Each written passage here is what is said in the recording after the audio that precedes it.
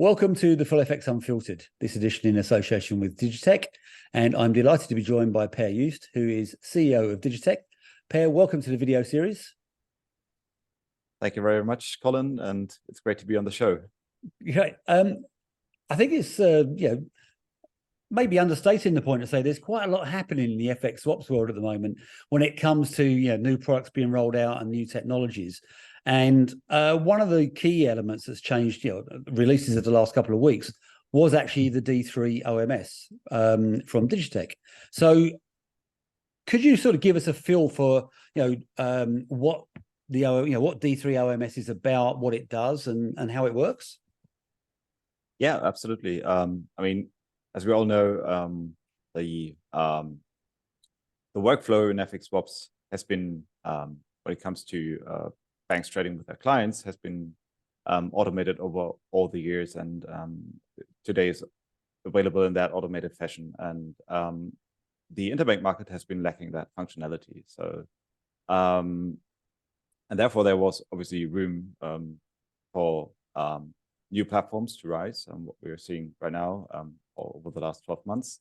And for us as a company, our core users are the interbank swap dealers. They build their curves within our platform D3, and over the last years, in partnership with 360, we've developed the SDF as a new powerful market data source. And I think that's all part of the whole story, that there's now room for this new development in the market, and therefore, we saw that window of opportunity to deliver another piece of technology that is actually required to make these markets accessible and give our users, the interbank swap dealers, the right tool to participate in these markets, and therefore it was. Yeah, and it's quite an incremental development, isn't it? Obviously, you have the core pricing technology, then you have the swaps data feed. The platforms have started. I mean, this is connected to LSEG FX forwards and 360 Sun, I believe. Exactly. Yep. Yes. Right now, it's connected to these two. Obviously, in the future, we will connect to all the other venues that will. Yeah.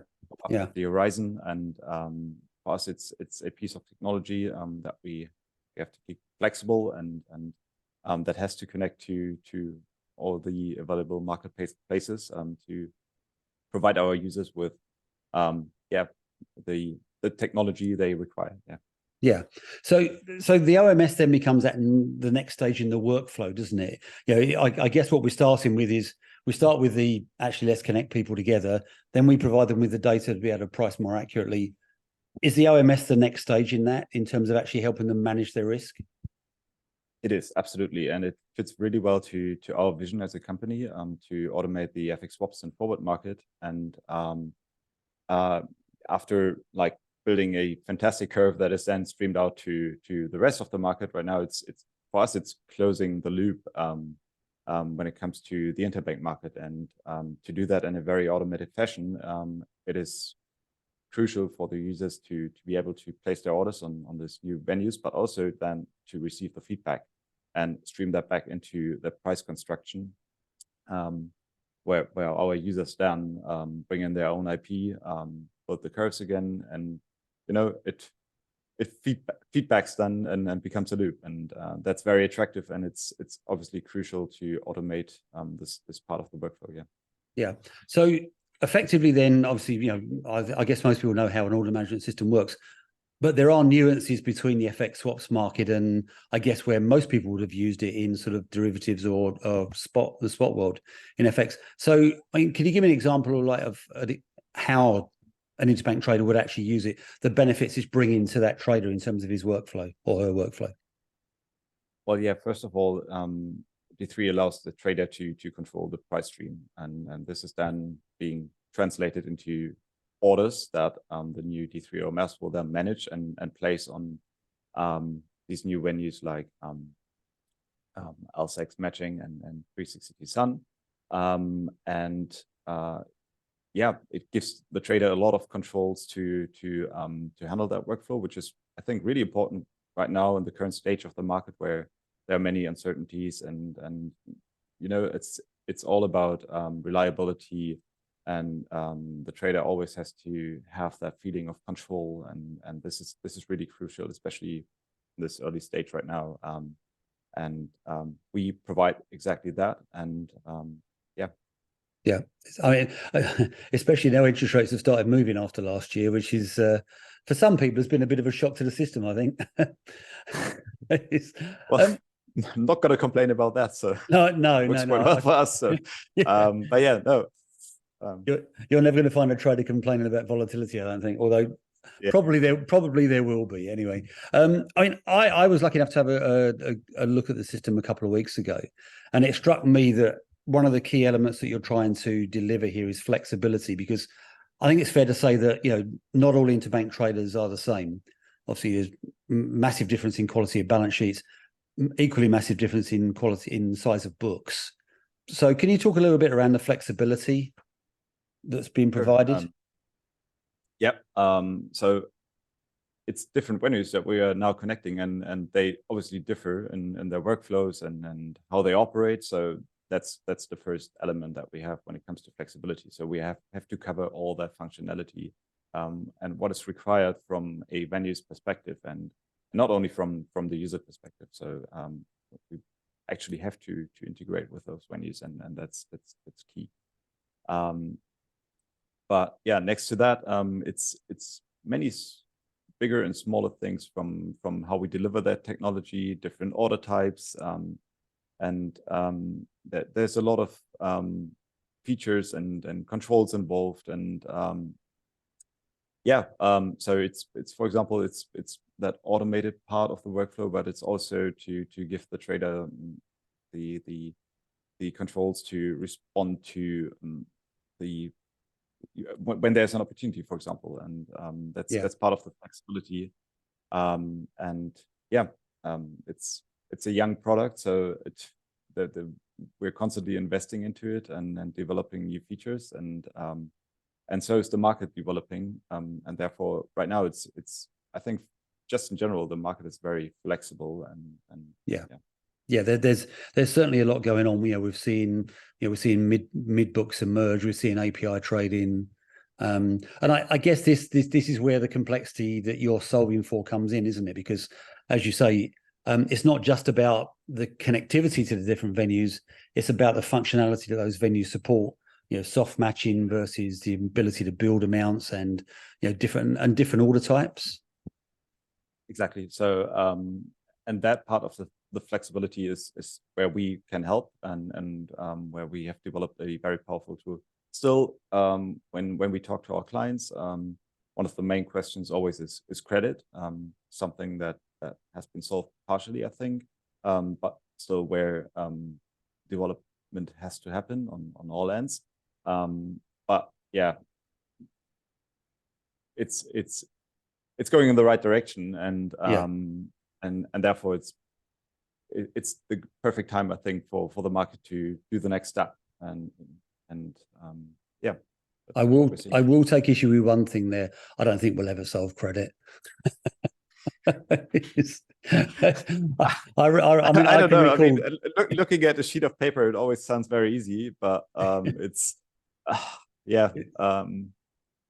there's solutions. The solutions are probably available, and I'll probably eat my words within pretty quick time, and it won't be the first time I ever do that. But it's just one of those things that I see. It seems to be 20 years plus since we started talking about the credit bottleneck. So obviously it's a pretty young product. How are sort of the early adopters providing feedback to you guys, and are you taking any early lessons from what they're telling you?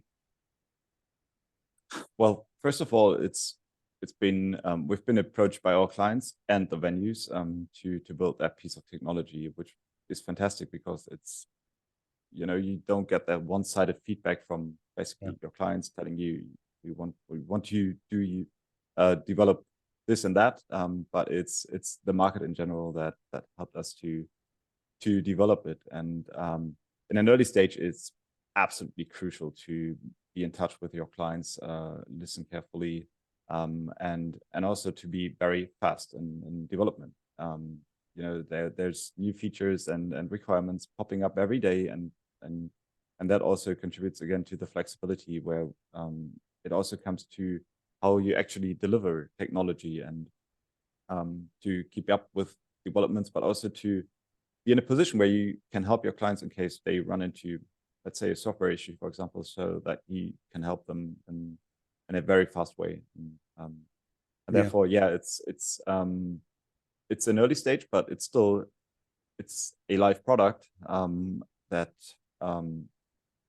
is fully operational right now, and the first users are currently onboarding, and that will again increase the pace, I guess. And yeah. So, and actually, that's something I wanted here. Yeah, yes. That's something I wanted to actually ask you as well, because I think it's interesting because there's always this if you build it, will they come mentality or fear, I guess, in any sort of software development firm. You'll know this a lot better than I will, but is your instinct that the release of the OMS is actually attracting more attention potentially outside your existing client base anyway that you were working with? Yeah, most definitely. That's what we are already seeing. So after the launch, we've been approached by a number of banks, and what's so great about D3 OMS is it's not tied to the D3 pricing engine. It's flexible. You can use it with any other, let's say, pricing engine that is out there. I know we don't have too many competitors when it comes to even our functionalities. But still, there are banks who have developed their own technology or use other systems to do that, and we have the flexibility to connect to them as well. And that's very interesting because and when you're about to launch a new product, first of all, you talk to your clients. You know them; they are always willing to provide feedback, which is super helpful. But now after the launch, we also received a lot of interest from non-clients, and which is fantastic. And but obviously, it allows us to connect the two platforms. So a solution where it involves the pricing engine and the OMS will always be superior. I guess because it allows us to optimize on that. And yeah. I mean, I certainly think it's one of those things that I've been thinking about for several years now, in terms of there's going to be an acceleration, and it certainly seems like there's the appetite for an acceleration of automation in FX swaps. Yeah. And I guess what you're saying there bears that out. So I guess then finally, Per, I mean, how do you see the product evolving from here? I guess, there's new venues. You're gonna take the early feedback and probably deliver something else. But what are your plans now for it? Well, right now is bringing it live and connecting it to the markets, and from there, I guess we will receive a lot of initial feedback that has to be integrated in the platform. But in the longer run, again, for us, it's to build that feedback loop internally, where we can work towards our vision of automating the market and the workflow entirely. And credit will be part of it, where our users, and that's just me guessing here, will want to see the credit element within our order tool, not only on the trading platforms, to have that in one central place, because that's the role of D3 OMS, since it will connect to the various different venues out there. It will become a central hub, at least for our users then, and there will be a lot of information data involved, that those venues, and again then D3 OMS will produce, and that is data that will allow us to even improve on the models, that will also, I think, play a crucial role in the future developments of the market, because it's data that is basically not available today, and that's going to be very interesting. And since D3 is such a powerful data hub already, it will be one of our key elements in our future development, not only for D3 OMS, but also for the pricing engine and data products. Yeah. I mean, it's as an old spot trader, I'll have to grudgingly admit the FX swap space is actually quite interesting at the moment. And anyone that worked with me will know I really praise the FX swap space. Clearly, there's a lot to go on, and I mean, hopefully, yes, there'll be a lot more for us to talk about in the future. Per, thanks very much for joining the Full FX Unlimited. It's been great talking to you today. It's been a pleasure, and thanks for having me on the show today. And yeah, looking forward to the next. Hopefully we do soon. And to all of our viewers, thanks very much for watching, and we'll be back again soon. Thanks a lot.